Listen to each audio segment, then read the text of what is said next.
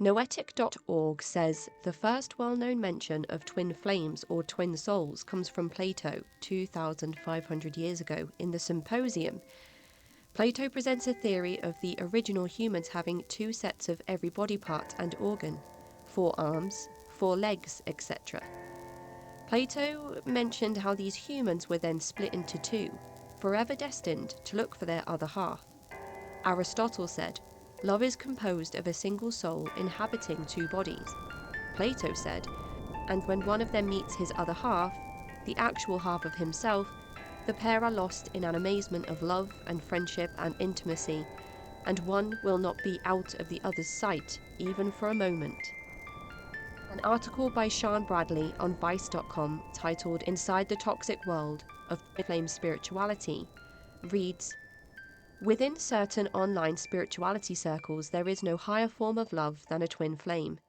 For the uninitiated, this is a little like a soulmate, but so much more intense. The type of love you'd read about in One Direction / fiction or any other media rooted entirely in make-believe. While the concept has existed for decades, the number of Google searches for twin flames has exploded over the last few months. Celebrities like Megan Fox and Alicia Keys have talked about it. YouTubers have gushed over what the terms mean. And on TikTok, where the largest demographic of women is aged 18 to 24, it's obviously massive.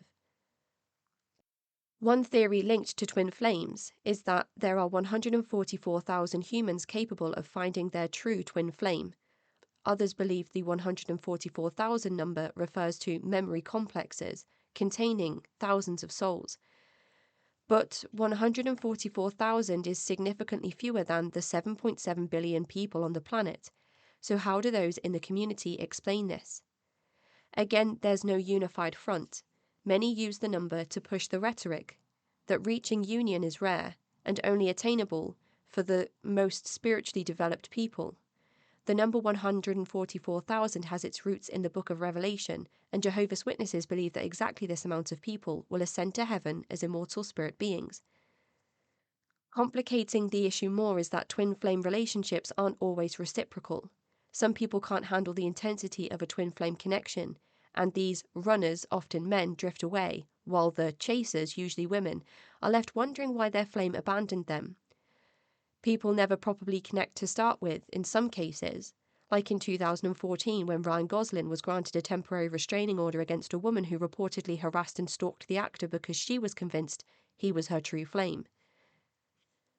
One of the most prominent twin flame coaches is a couple tag team from Michigan, who call themselves Jeff and Shalea Ayan. The pair have released hundreds of online videos over the last 5 years, discussing spiritual wellness and self-love. In the videos, they gush about harmonious union and how twin flames have been designed for you by God. They encourage relentless commitment to your twin. What if your twin flame is with another? Don't worry, it's a sham 3-dimensional marriage. Your twin flame is already yours, so claim them, Shalea tells her viewers. It is the circle that Jeff and Shalea Ayan run that is the focus of today's episode, with our guest Cara speaking about her experiences inside the twin flame universe. But before we get to that, I wanted to share with you all some important news about August being International Cult Awareness Month. You can support these efforts by raising awareness, sharing the links in the episode description, buying a fundraising t-shirt and more. Taken from internationalcultawareness.org, International Cult Awareness Month is when communities come together to highlight the dangers and realities of cultic practice. We hope to provide support for those affected. Every August, ICAM aims to educate the public about cults and their harmful practices. The Freedom Train Project Incorporated established the ICAM in 2022. The Freedom Train Project is an organization that educates and provides victim services to victims of cults and coercive control. ICAM has quickly become a significant event in many communities worldwide. Over the course of the month's 31 days, we present a rich array of events and resources. This site supports those affected by cults and those wishing to learn more about the dangers they present. International Cult Awareness Month's ultimate goal is to raise awareness of cults' pervasive and insidious nature and give hope to those affected. It is a message to those entangled in these harmful practices that they are not alone. that support is available and that they have the strength to reclaim their lives. Thanks to Tabitha Chapman, a former member of NXIVM, for putting all of this hard work together, raising awareness of the dangers of cults and coercive control. On the website, internationalcultawareness.org, you can look through what to expect over the 31 days of August, with week 1 being dedicated to understanding cults and coercive control. Again, I'll post the link in the episode description so you can find out ways to help spread the word. And one last thing before we get started, a massive hello and welcome to Barb, newest patron and supporter of the show. With over 50 patrons supporting the podcast, I am eternally grateful for each one of you in helping me make this work possible. Now, without further ado, here is Cara. So hello, Cara, and welcome to the show. Thank you so much for agreeing to come and chat with me today about your experiences with a subject that hasn't been explored on the podcast so far. Would you like to start by introducing yourself to the listeners? Sure. So my name is Kara Brodsky. I am originally from Ithaca, New York, and I'm 34, about to be 35, and I was in a cult. We mentioned before hitting the record button that it may have been predestined for you to end up in some type of cult. Yeah, I mean, the area I grew up in and the kind of parents I've had, I'm not really surprised that I got into more than one cult. So, but I was exposed to a lot of religions and different cults, so I guess I'm pretty well versed with what goes on in the world, I suppose. And you mentioned also living quite close to the NXIVM headquarters as well. Yeah, I mean, it was about 2 hours away from me, and just it's like, whoa, really hits home of like, what if that could have been me? Like, what if I got involved somehow? But luckily it's closed, so thank God. And the other thing to mention as well is that you worked in a Waldorf school. Yeah, I mean, I wasn't like a teacher or anything like that. I did like, like cleaning and stuff like that, but I learned the ins and outs of what that school's kind of about and just how it's like different than like a regular public school. So it was just very interesting being there, and I'm kind of glad I quit working there. What, do you remember any of the things you would see or hear that would make you think it was a bit of a strange setup? There was no TVs there. Um, I noticed that well, the kids would be outside a lot, and I just thought like a lot of it was very based on like being in nature a lot. I didn't really see a lot of teaching going on. I mean, they're doing math and writing, but I just thought the probably biggest thing I thought was interesting is like they have very weird celebrations, and I was like, what's I think they did a celebration for like fairies or something, or like some gnome type thing. And then they would do like very interesting plays. And what they would do in like gym class was like a rhythmic kind of like stuff with ribbons and dances. And like, I just thought that was very interesting. It's like, I don't remember doing that in gym class. I made sure to have a little look at the kind of idea around the Waldorf schools before we hit record, and the Waldorf schools are based on the teachings of Rudolf Steiner and his concept around anthroposophy, which is the premise that the human intellect has the ability to contact spiritual worlds. So definitely not conventional education in the way that we might have experienced it. And as you also mentioned, you wonder how that might translate into typical everyday life in professional working environments outside of anthroposophy. And that reminded me of the troubled teen industry and how those qualifications that people leave with often don't include a GED or high school equivalent education. And so people find themselves resitting things in their 20s that they should have had access to earlier in life. So that's the Waldorf schools for anybody that's interested. So we're going to be talking today about twin flames. This is not something that we've covered on the show before. not something that I know too much about myself. So, what do you know of the history of twin flames, or what was your understanding of it when you first came across the concept? So when I first came across the concept, it was through like some like abuse recovery program, and and the woman on her podcast, it was Melanie Tanya Evans. She has a podcast of like old podcast recordings, and she mentioned something about how she wanted to stay with an ex-husband that was abusive, and she mentioned him being a twin flame, and that's why she stayed a lot longer in the abusive relationship than she should have.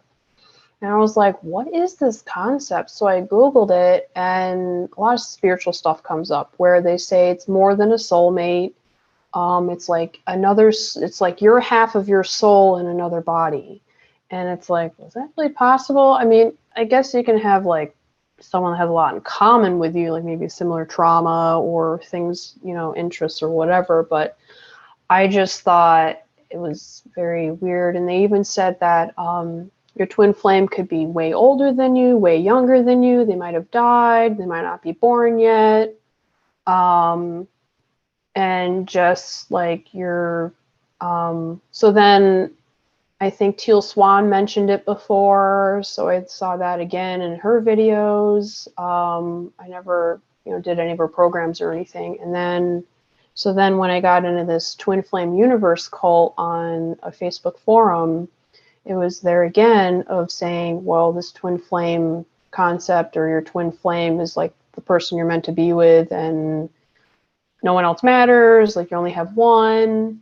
And so this person is supposed to like complete you in a way that no one else can, and you're supposed to be in love with them and stay with them forever. And it's just, I mean, they could be abusive, they could not be, they could be a predator, they could be someone older, younger, and I think it's just like a way of saying like, okay, well, this person may not be, healthy or whatever, but you got to stay with them because it's your twin flame and it's your other half of your soul. So, so.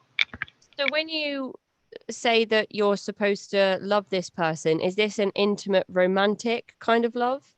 Yeah, like, I think when Jeff and Shalia were talking about it, I think like at first it might not be, and then it eventually is, and then they talk about, I remember Jeff was talking about specifically about how great the sex is and how great the, maybe the friendship is. And it almost kind of made it seem like you're just stuck with this person and isolated with them and they're supposed to like meet all your needs.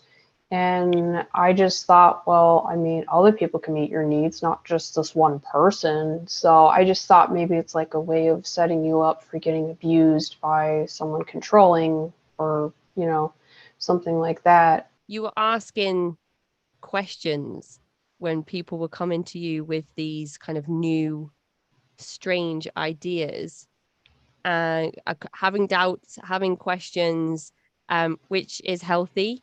And of course, is something that we all encourage in this space. But something has happened at some point for you to stop having those doubts and those questions. Yeah, you mean as far as like if the twin flame concept is real or not, or Yeah. And what the leaders are trying to sell you, you find yourself buying into.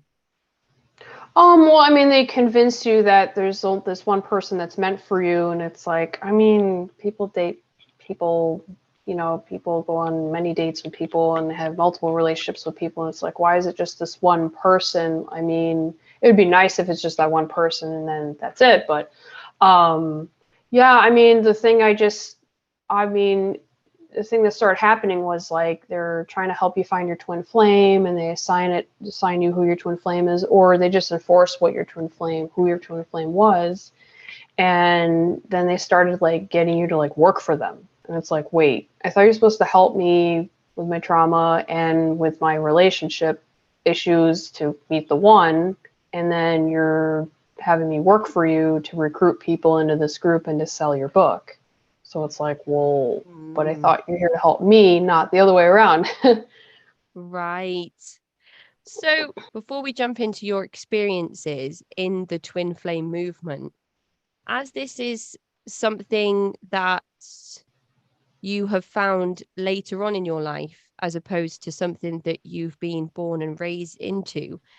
I wondered if you could just talk us through what your life was like as a child, what your experiences were growing up, and the place you found yourself in when you first came across the idea of twin flames.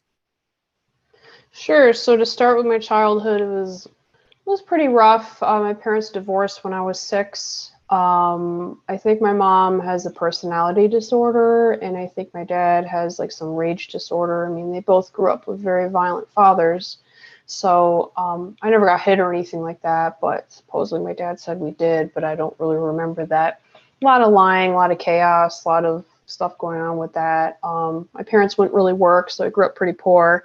But we got a lot of help from grandparents and stuff like that. But yeah, it was pretty toxic, a lot of fighting going on. And then I was pretty neglected by both parents because, when parents are fighting so much, they neglect the children and they don't get properly fed. And then I also grew up with the second oldest out of 5 kids, and I had 2 brothers that were Gemini twins, actually, and they were twins, and they had a terminal disease. So we had to deal with that, and we were poor. So we had to deal with that, and then we also were exposed on TV for my brother's diseases. My brother's disease.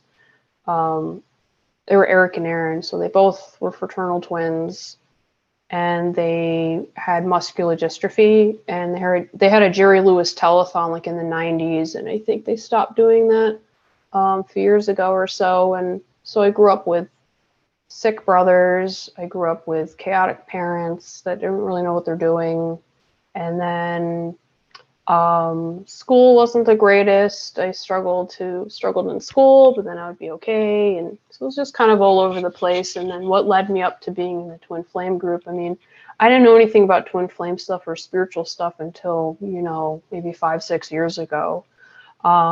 Like stuff with crystals and healing and all of that. I mean, a lot of it, I don't think it even really works. But so the point in my life where I entered into the Twin Flame universe, I was kind of struggling financially, didn't really know what I wanted to do with my life. It'd be nice to meet somebody, but dating's always been hard, especially in New York. So yeah, I was just kind of struggling. I just needed support, and I didn't really have that for my family. So I just kind of was like throw myself into forums, just talk to people and try to get healing, because therapy costs a lot of money, so I wasn't able to pay for that. At least I didn't know at the time. So instead of going to therapy, I decided to get into groups where they promise to help you. And there's a lot of life coaches that promise to help you with your trauma, and they're only a life coach. They're not really getting the clinical training they need to properly help you with trauma. So not that they can't help you at all, it's just they're not really trained that much. So that's how I got into the Twin Flame thing. And then I was involved with an older man, and that's another thing with the Twin Flame thing. The person that is your Twin Flame could be married as well, and you continue to pursue them even if something happens on his or her end, of like maybe their spouse finds out, or maybe there's a restraining order in place. You still got to see him anyway.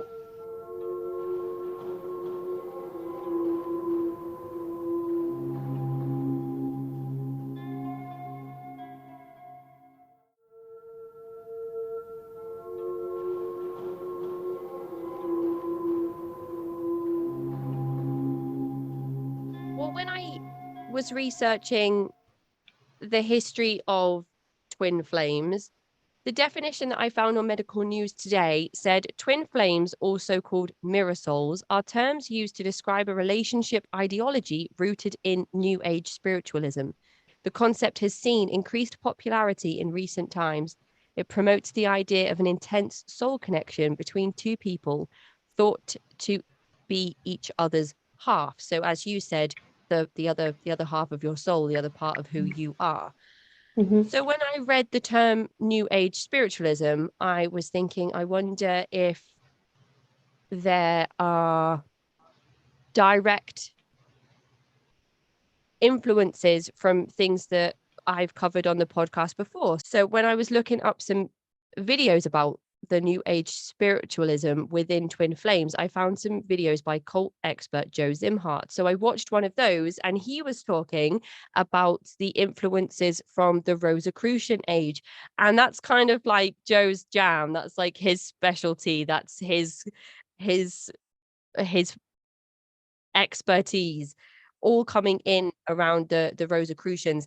And what was interesting about his video on that, which I'll link in the episode description, was the propaganda that he was able to read from the esoteric teachings of Rosicrucians around chemical marriages, which is essentially exactly the same thing. It's just been rebranded and repurposed for today's age. So I just thought that that was an interesting thing to tie those two together.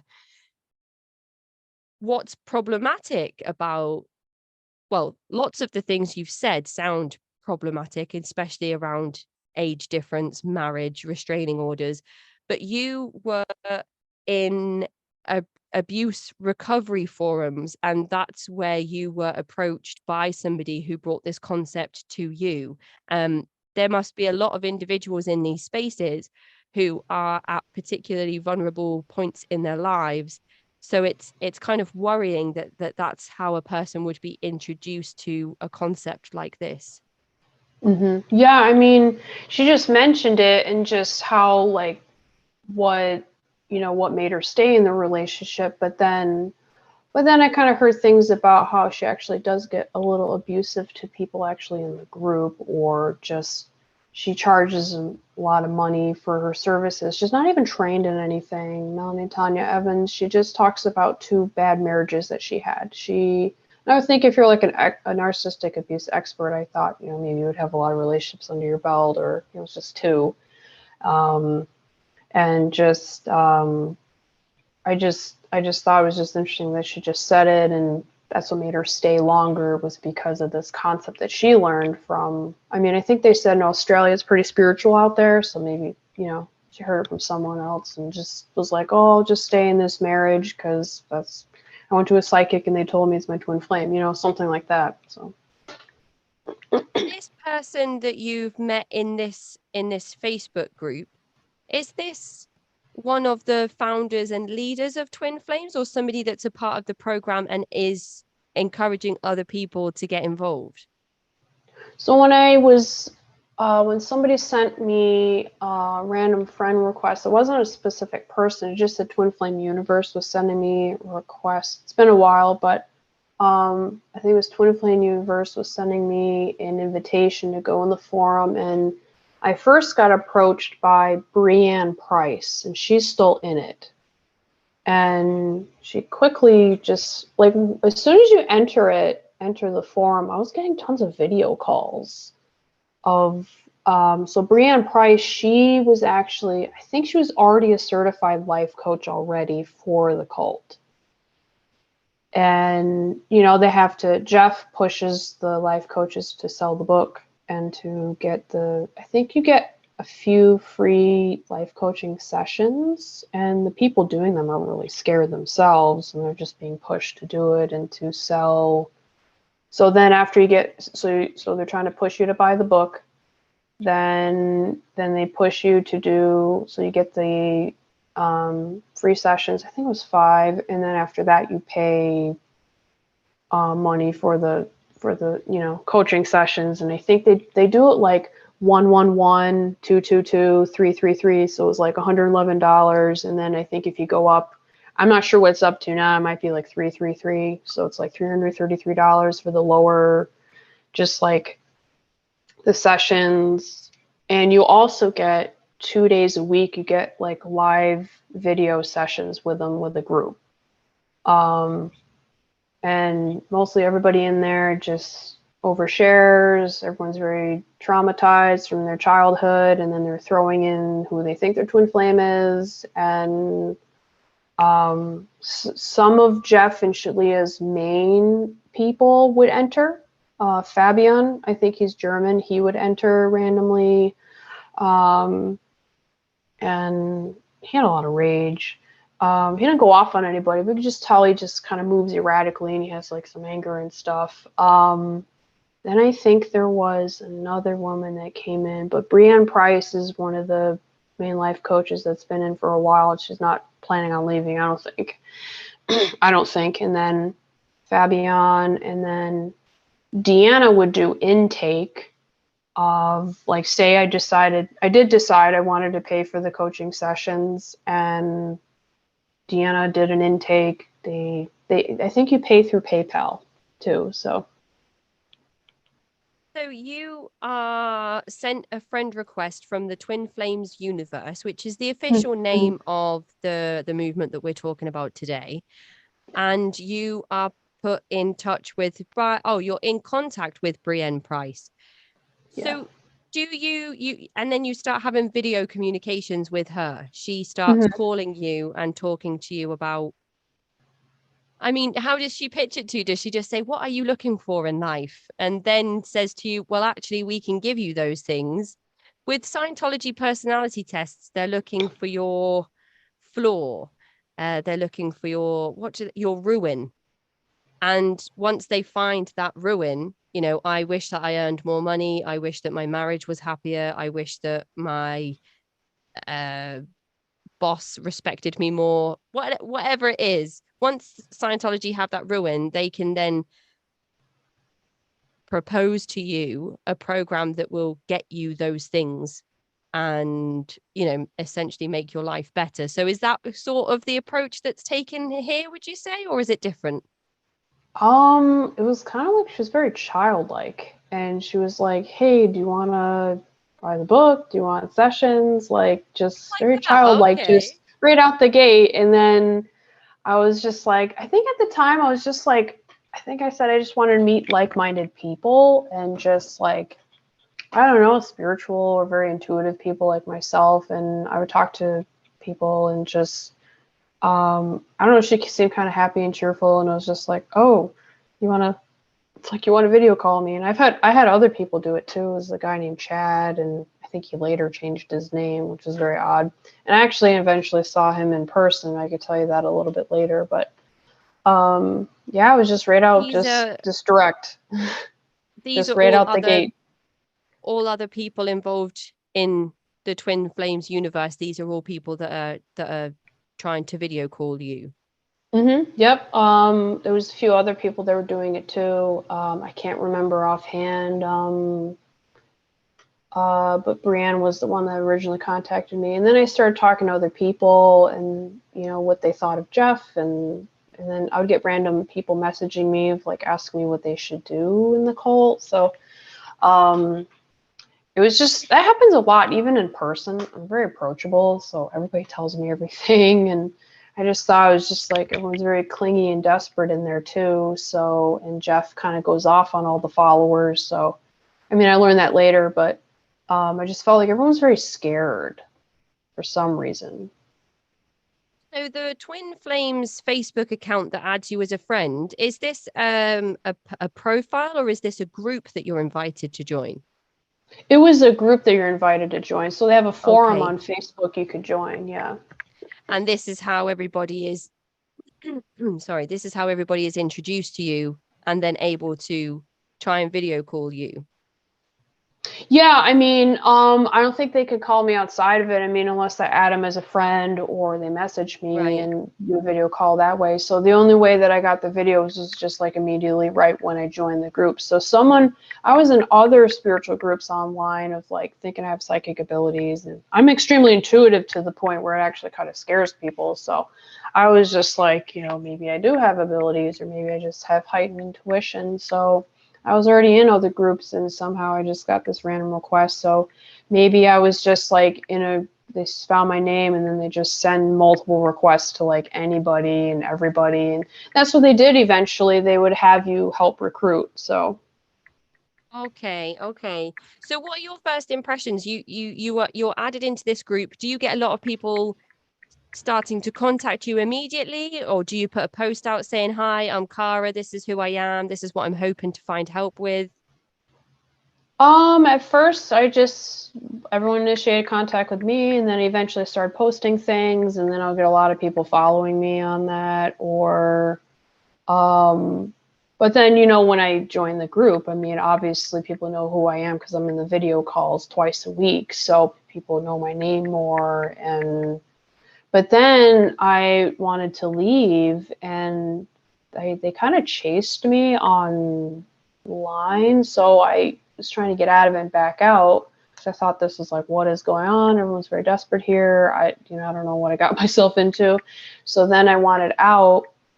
And because Brianne Price went off on me like randomly with her, she kind of went off on me like my mother does. My mom's very disordered and very abused as a child, so I kind of thought she did a little bit of that with me, like just kind of went off on me randomly, and I wanted out. And then I was going on Kiora posting how bad the cult was, and then Deanna, Fabian, and Brianne Price were like, come back, don't say that, stop what you're saying, stop that. And I was like a little scared of like, whoa. And then I was like, oh, maybe I should go back. Like maybe I did something wrong. So then I did.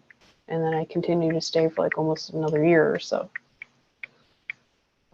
Wow, this is so interesting. I know that the Teal Swan support groups operate primarily online, so it feels very akin to that, as you've already said.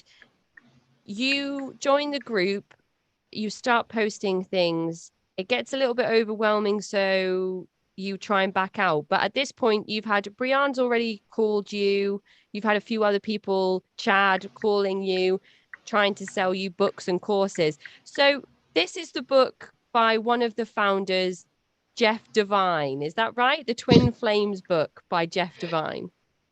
Yep, it's not his real name, but that's his so-called Twin Flame spiritual god name. Jeff Devine, Twin Flames, Finding Your Ultimate Lover. And he is married to the other co-founder, Shalea Devine. And that's not her real name either. So they go They've under been aliases. they've been known by other names, such as Shalea and Jeff Ion or Aon. Mm-hmm. And they've also been known as Ender I, Ender Ayenathos and Megan Mm-hmm. Plant. They're two other names that people might have heard these two people go by. So once you do you buy the book? But you mentioned that you do go on to do some of the courses. How much do they cost, and how long do they last for? So, well, it's a monthly subscription. So with the book, it's a one-time thing. So I bought that and then I read that, and it was just basically about how Jeff and Shalia met, which was I think it was online, and he was a vegetarian living in Hawaii and had his own bed and breakfast or something like that. And then Shalia was like living with a roommate working at a hair salon, and she like barely had any money and was like overweight and did tarot cards. So they met through like her doing tarot cards with him, and then she left where she lived to go live with him. And he originally said he didn't like her at first, and then they learned to like each other, and then he was going to try to get back with another ex, and just it was like a whole mess. So it's just basically about how they got together and how their relationship transpired. And I just thought it was like, so where am I going to learn where I'm going to find the ultimate lover? Like, I don't really remember anything other than how they met.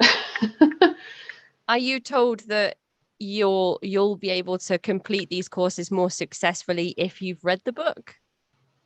I mean, Jeff and Shalia, I mean, I don't know. I came across someone else that kind of did something similar to this. Like, they need to tell everybody how they met. And it's just like, okay, but it's just a relationship. Like, you're not a celebrity or anything. I mean, Jeff and Shalia are a little different, but I just thought it was weird where, like, okay, why do you need to tell the whole world how you met? Like, okay, everyone meets somehow. Like, okay, maybe it was just interesting circumstances, but then it's not like you didn't even want to be with her anyway. um, so as far as the book, I didn't have to buy the book. They just pushed for it. And then for the sessions, it was just $111 a month. But then they also had, that was just the coaching, that was just like the group sessions with the life coach for, I think it was like 2 hours a night or something like that. And so then that was 2 days a week. And then there was another thing you could purchase where it's called the Ascension. What was it? Like it, or no, life purpose. So then they can help you figure out what you're supposed to do for your career. So they help you find your lover, forever lover, or, you know, partner or whatever. Then they'll also help you with like what you need to do as far as a career. And some of the stuff that Jeff and Shelley would suggest are like, you're probably not going to make very much money doing that, but do it anyway. Because this is your twin flame, which is what you're destined to do. And Jeff and Shelley, Jeff especially would change things on you.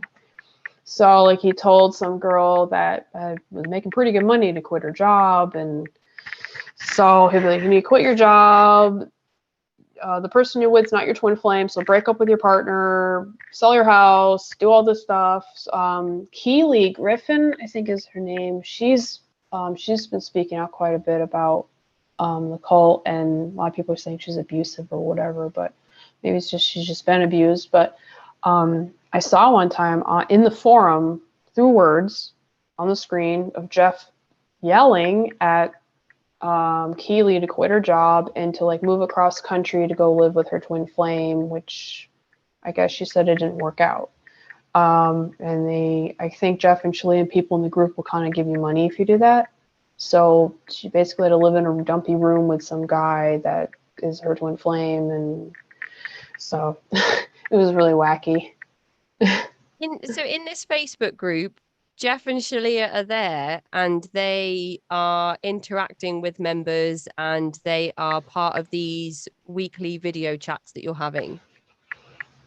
So the other thing was, okay, so there's the book, there's the 2 days a week with a life coach. So there could be a lot of people in the group. Then you watch videos of Jeff and Shalia of videos from like a long time ago, I think leading up to present.